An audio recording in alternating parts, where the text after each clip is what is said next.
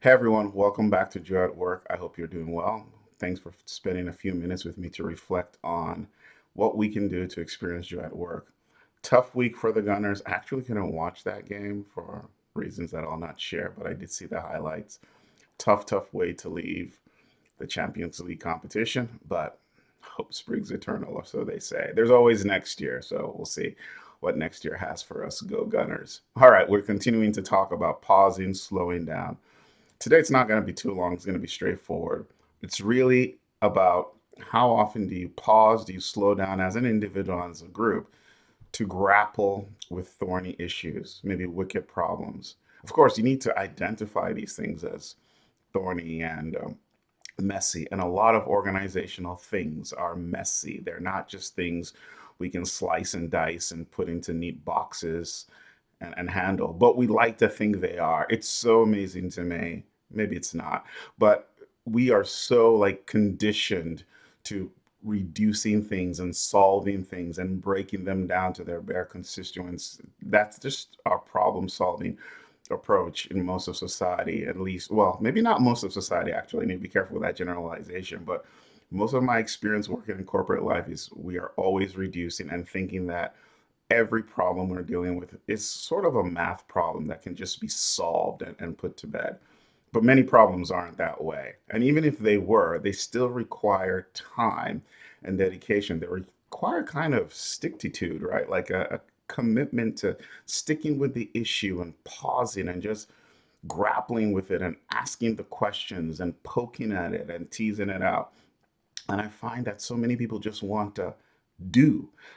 We don't have the patience and the energy anymore to engage in those types of activities. And maybe it's because our society rewards people who just do. You probably hear this all the time. He or she has a bias for action. And yeah, when your house is burning down, you need to have a bias for action. Bias for action has its place, there's no doubt about it.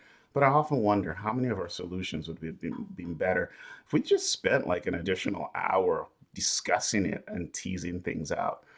We need to be careful, again, as I said, that we don't think we can end up in a place where everything is neat and tidy. Many of the things we do in our organizations are messy. They're not perfect. They have multiple states depending on where you're looking at it from. Is it gas in the sense that liquid, solid, and then gas? You know, many other things might be gas, and you might argue is a gas like a liquid or a solid? Well, kind of depends on who you're talking to and what you want to do. But the real point here is a commitment to sticking with issues and not just quickly trying to solve them or just leaping into action before we've had the opportunity to grapple with the challenge or the issue. Do you create the space to do that with yourself? Do you create the space to do that with your team? There might be people on your team who are struggling to grasp what's being discussed or not there.